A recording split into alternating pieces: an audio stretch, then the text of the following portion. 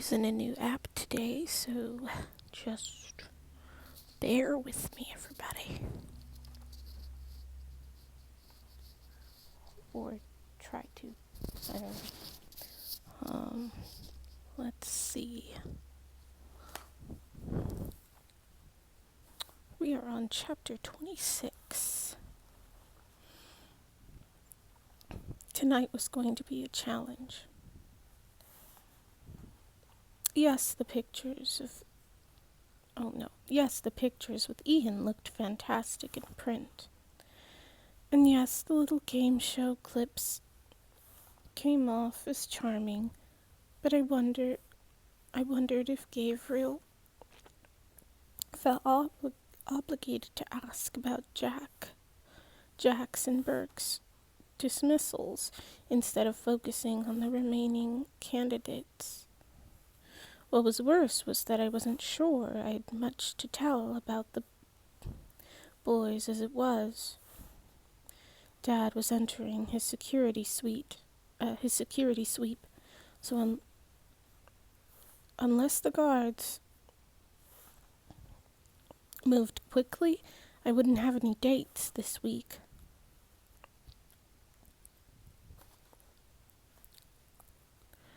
Meaning nothing to share on next week's report.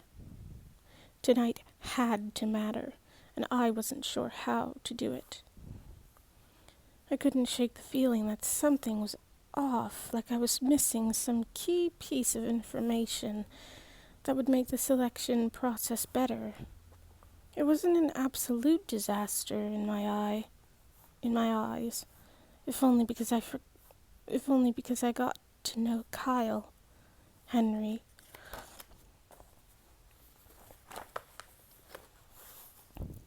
Hale, and Fox. But as far as the public knew, nearly everything was going down in flames.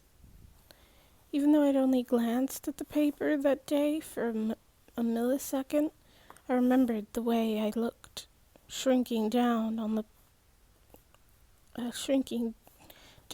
parade float. Worse than that, I could still see people on the sidelines pointing and laughing. We'd kicked out 2 candidates this week alone for misconduct, and in their wake, every romantic gesture had been completely overshadowed. It looked so bad.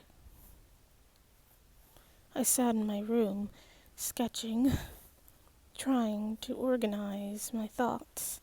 There had to be a way to spin this, to turn it into something good. My pencil zipped across the page, and it felt like each time a line straightened out, so did a problem. I'd probably have to skip talking about my previous dates this week.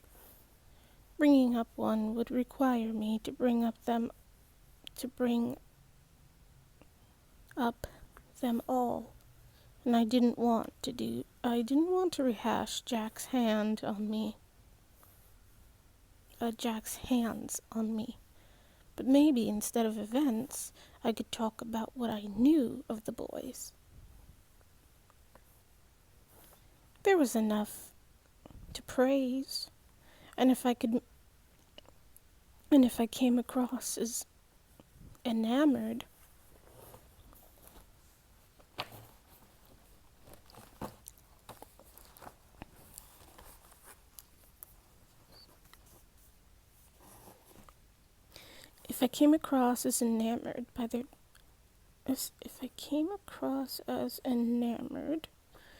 by their talents, it would make sense to be confused about who to choose. It wasn't that the selection was falling apart. It was that there were way too many choices. Good choices. By the time I had a plan, I also had a beautiful design. The dress came up into a halter, was very fitted, and ended mid-thigh. Over it was drawn drew a sheer, long bubble of a skirt that made it look modest. The colors I'd used, a burgundy for the dress and a golden brown for the overskirt, gave it a delicious autumnal feel. I could imagine how I'd style my hair with it. I even knew what jewelry would look best. As I looked at it, though, I knew this gown was more suited for a starlet than a princess. In my eyes, it was gorgeous without end. But I worried about other people's opinions. More than any other season of my life, it really mattered now. They really mattered now. "Oh, miss," Nina said. "Oh, miss," Nina said, catching a glimpse of the drawing in passing. You like it?"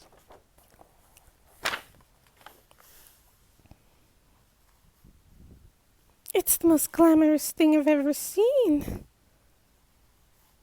I stared at the gown.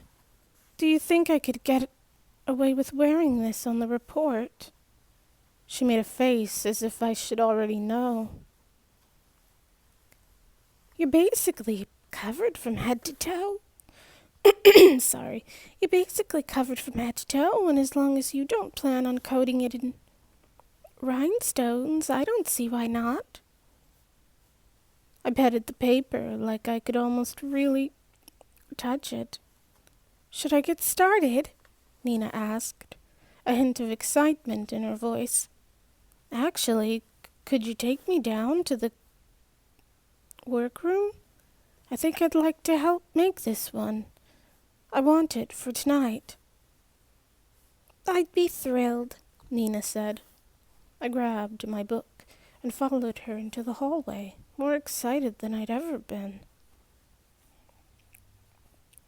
It was worth the marathon of cutting and sewing when I walked in for the report, and the first thing I saw was the out-and-out envy in Josie's eyes. I'd worn a pair of golden heels and curled my hair so it fell loosely over my shoulders, and it was possibly the most beautiful I'd ever felt. The blatant stares from the selected only confirmed I was particularly lovely tonight, and I was so bewildered I had to turn my back on them to suppress my grin. It was then that I felt something was off. There was a pang of tension that seemed to be floating through the room and was far more powerful than the pride over my dress or the sense of admiration coming from the boys. It was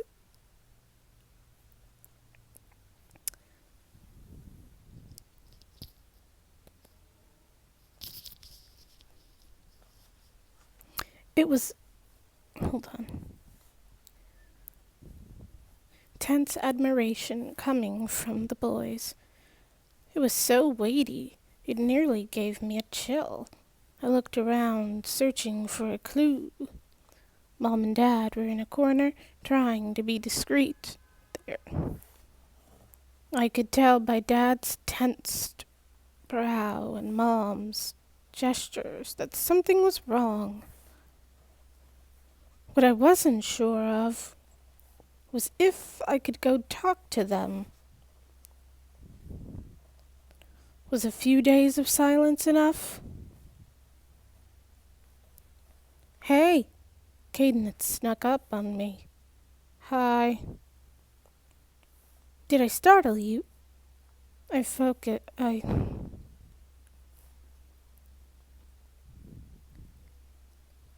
I focused politely. No, I'm fine. A little lost in thought. Do you need something? Well, I was wondering if I could invite you out to Jen. Oh, Baden. Sorry, not her brother, Caden. Um, hey. Baden had snuck up on me. Hi. Did I startle you? I focused politely. No, I'm fine. A little lost in thought. Do you need something? Well, I was wondering if I could invite you out to dinner or something this week.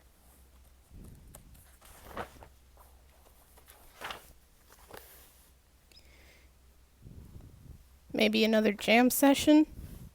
He strummed an invisible guitar, biting his smiling lip. That's sweet, but traditionally I'm supposed to do the asking. He shrugged. So? Didn't that cooking thing happen because those guys invited you? I squinted, trying to remember. Maybe technically.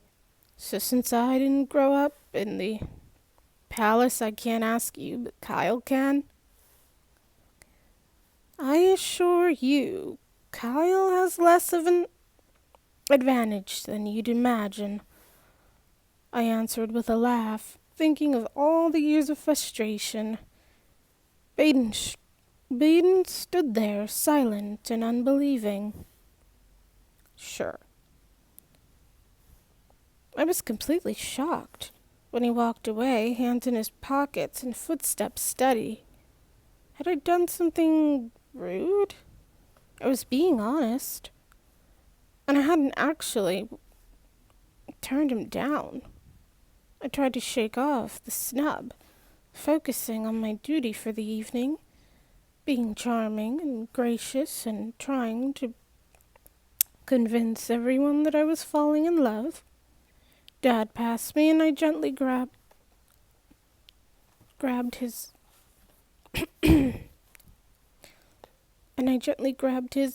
arm. What's wrong? He shook his head and patted my hand.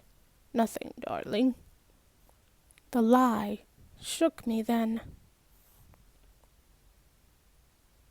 More than Baden's dismissal, people whirled around the room, giving commands and checking notes. I heard Josie laugh and someone shush her immediately after. The boys talked to one another.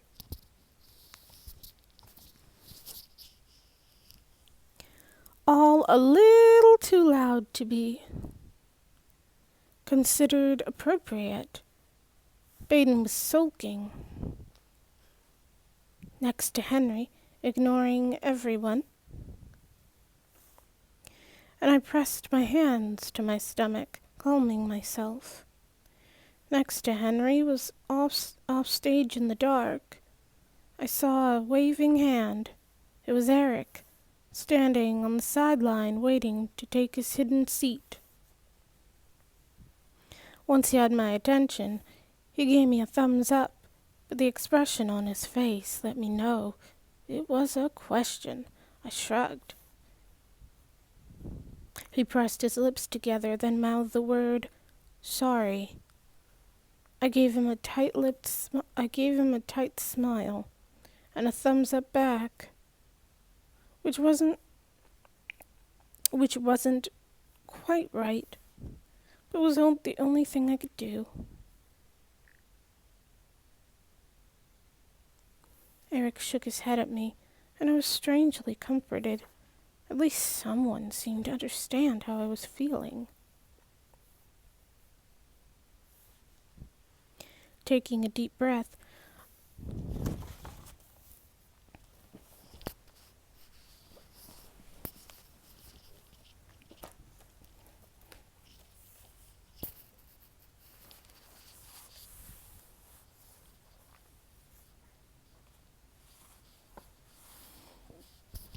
Excuse me.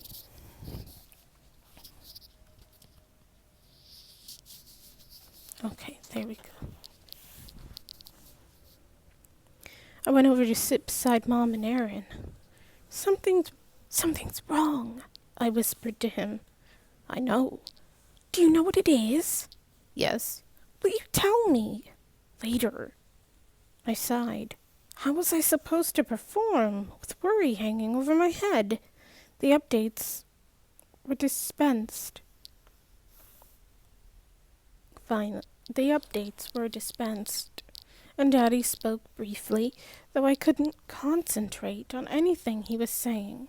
All I could see were the lines of stress around his eyes, the way his shoulders bore the strain of whatever was troubling him. Partway through, Gabriel stepped toward the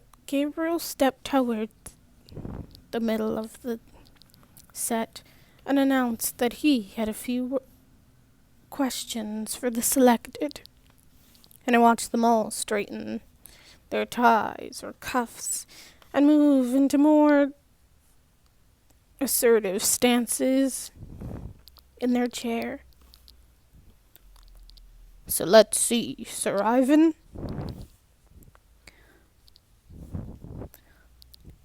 On the near side of the first row, Ivan raised his hand and Gabriel faced him. How are you enjoying the selection so far? He chuckled. I'd be enjoying it more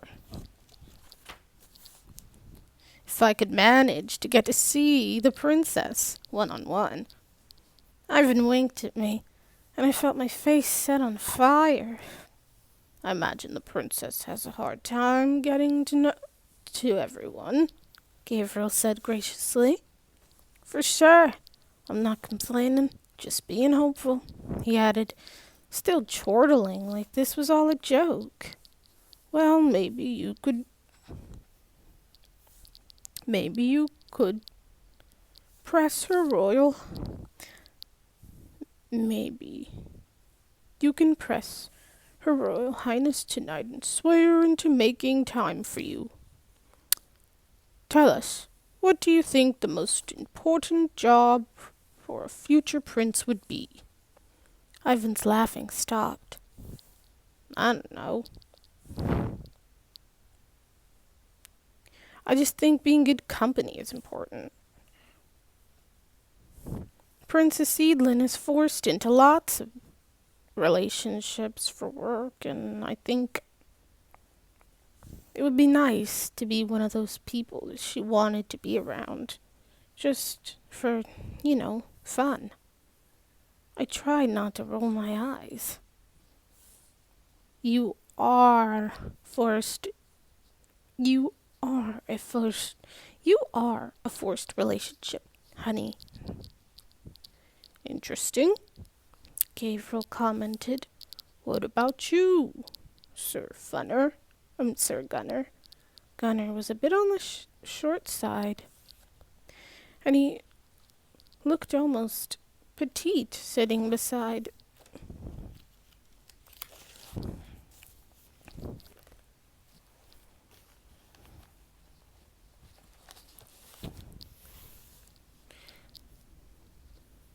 the gangly Ivan. He tried to straighten himself, but it was no use. I think any future prince should be prepared to be available. You've already mentioned the princess's busy schedule, so anyone in her life should try to put himself in a position to be helpful. Of course, I don't know what that looks like yet, but it's important to think of how your life and and priorities might change. Gabriel made an approving face, and Dad clapped, which led others to follow. I joined in, but it felt strange. This was a legitimate question, and I wasn't sure I liked it being turned into an entertainment. Sir Kyle, you've lived in the palace your whole life, Gabriel said, walking across the stage. How do you think your life might change were you to become prince? I definitely need to focus more on being. I definitely to. I definitely to need to focus more on my hygiene.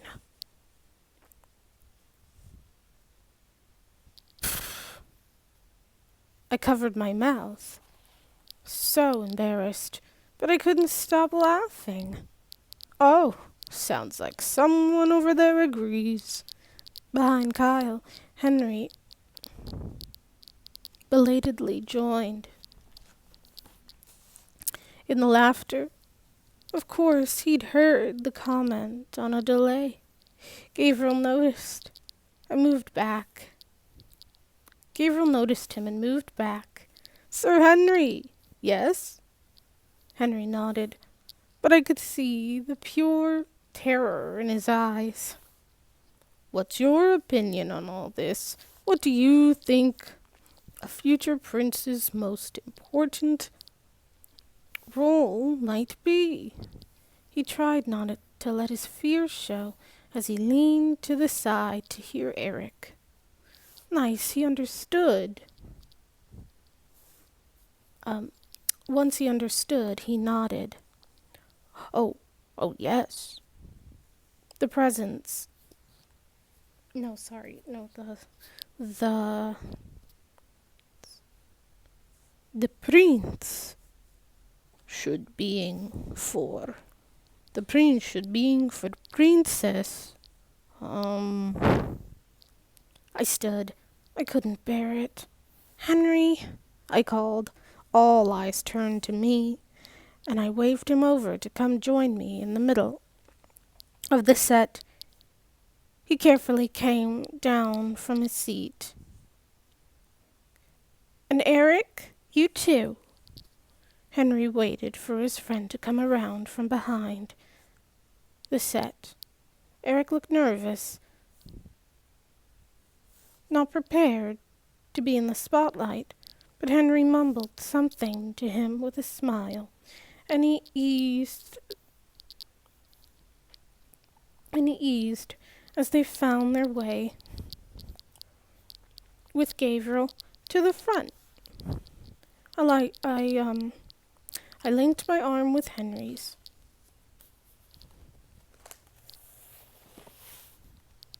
And Eric stood just behind him, going into the shadow mode. Gabriel Sir Henry was raised in Swendway. His first language is Finnish, so he requires a translator. I motioned to Eric, who gave a quick bow, ready to go back into obscurity. I'm sure Henry would be happy to answer your question, but I think it would be much easier without Eric hiding behind the risers.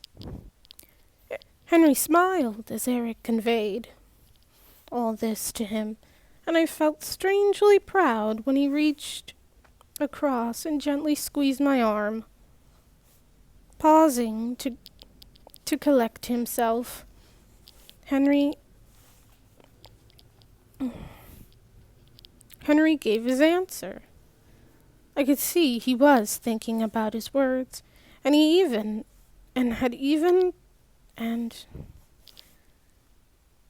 though he'd been thrown off, he was deliberate as he spoke. Finally, he came to a finish, and all eyes fell on Eric. He says that any future prince should remember that it isn't simply one role to fill, but several. Husband, consultant, friend, and dozens more.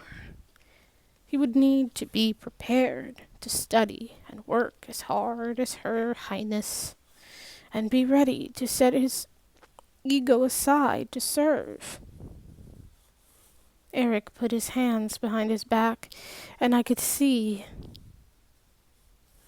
he was trying to remember the last of Henry's words.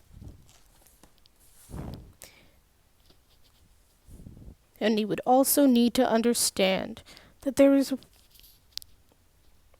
weight she carries that he never could, and be ready to sometimes just be a clown. Oh, weight she carries that he never could, and be ready to sometimes just be a clown. I giggled, happy to see Henry's huge smile when Eric was done. The entire room erupted in applause, and I got up on tiptoes to whisper in his ear, "Good, good." He beamed. "Good, good. Good, um, good, good." I nodded. "Your Highness, this is an extraordinary complication in the selection process." Gabriel gasped. "How do you manage?" "Right now, with two things, Patience and Eric."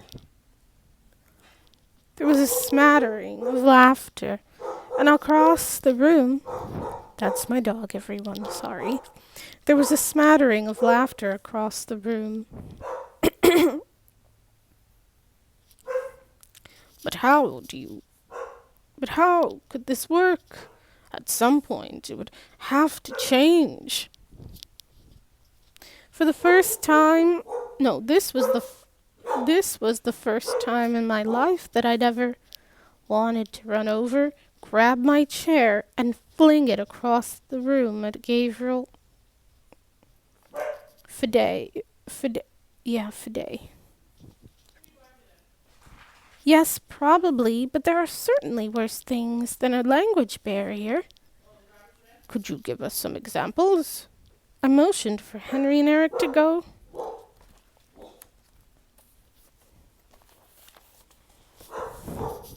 Sit down, and worked very hard not to laugh at how quickly Eric moved.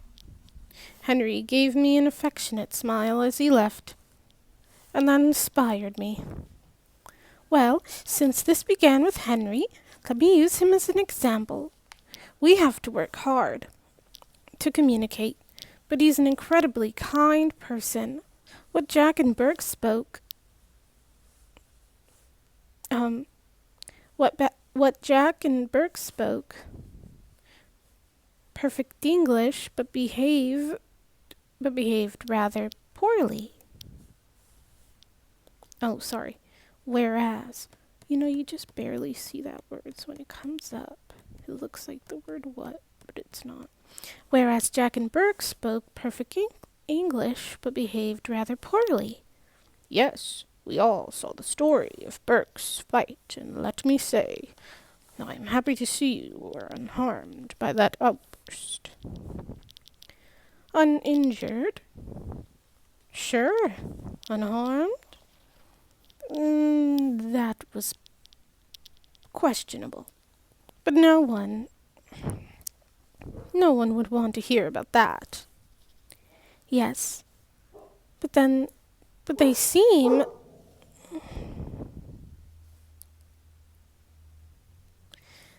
Yes, but they seem to be the exception, not the rule. There are so many candidates I could brag about. Oh, well, don't let me stop you. I smiled and peeked back to the boys. Sir Hale has incredible taste and works as a tailor. I would not be surprised to see all of Ilya covered in his designs one day. I love that dress, he called.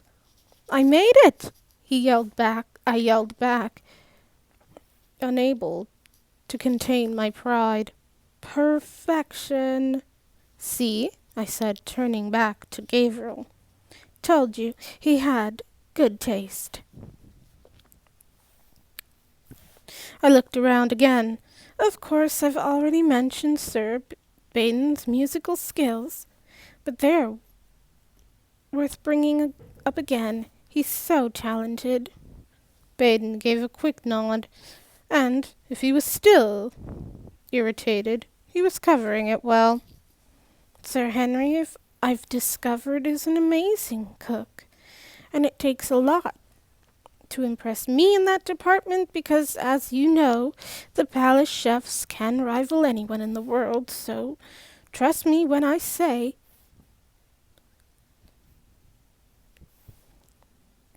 you're jealous of me because I've gotten to taste his food." More laughter filled the studio, and I caught a glimpse of Dad in a monitor, looking so delighted. "Sir Fox, now might not be aware of what a valuable skill this is, but he has the ability to make the best out of any situation. The selection can be stressful, and yet he is always looking at the bright side. The bright side.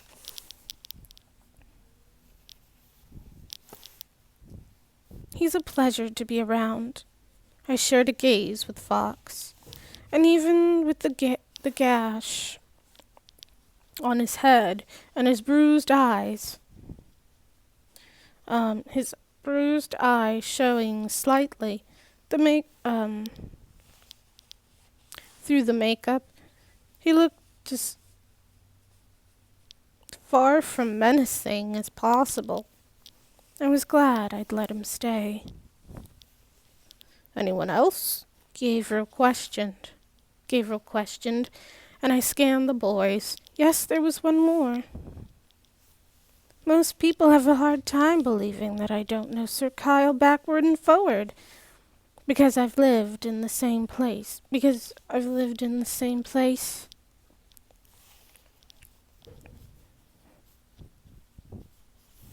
Because we Wait, hold on. Most people have a hard time believing that I don't know Sir Kyle backward and forward, because we've lived in the same place our whole lives. But it's true. The selection has allowed me to get to know him much better, and I've now learned that he's a very promising architect.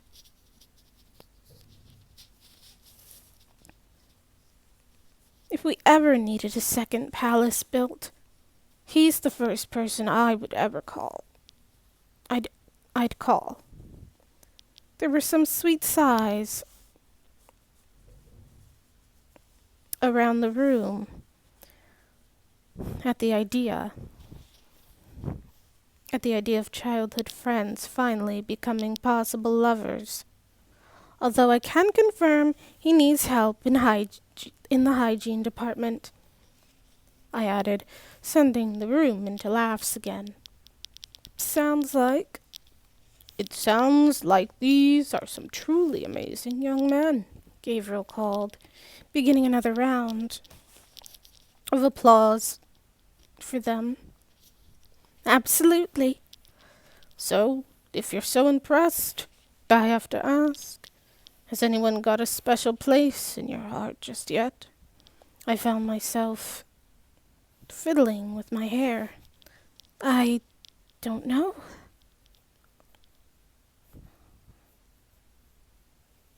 "Oh ho!" I giggled, looking down. This wasn't real, was it? "Does it happen to be anyone you mentioned?" I slapped his arm playfully.